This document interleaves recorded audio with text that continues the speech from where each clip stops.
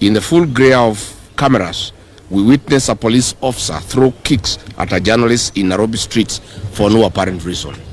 Further, on 26 June 2026, 4 armed men believed to be police officers from the dreaded killer squad, Nairobi Sierra, armed with AK-47 assault rifles, attempted to abduct the Standard Group Nakuru-based associate editor, Mr. Nixon Kiprotich in Nakuru. This failed.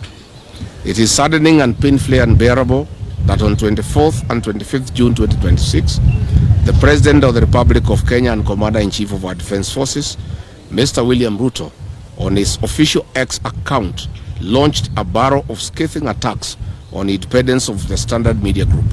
This was after a series of uncomfortable stories about this regime, and more painfully to him was a story on William Ruto gallery of lies.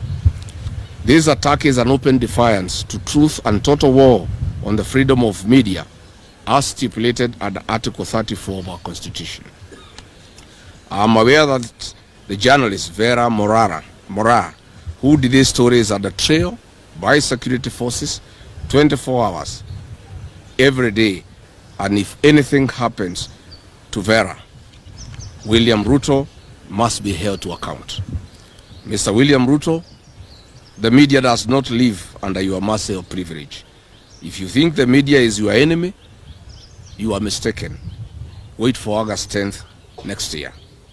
It is further alarming that some few days ago, journalists attached to MediaMax Limited were sanctioned for physical and online bullying by state operatives and bloggers. Their safety and privacy were compromised and exposed. Notably, Kameme radio journalists Muthoni wa Kirumba and Gatonye wa Mbugua were, among others, have been threatened and exposed to verbal and physical abuse from political class and other undercover security agencies.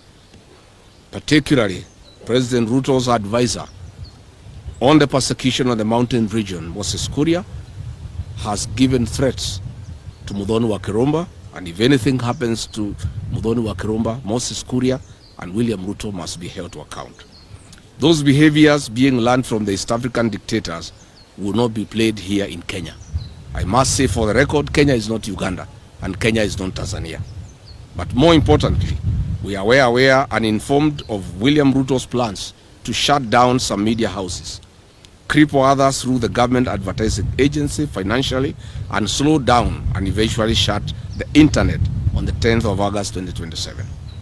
But let us remember, on 3rd May every year since 1993, the world marks the Press Freedom Day as ratified by the United Nations General Assembly.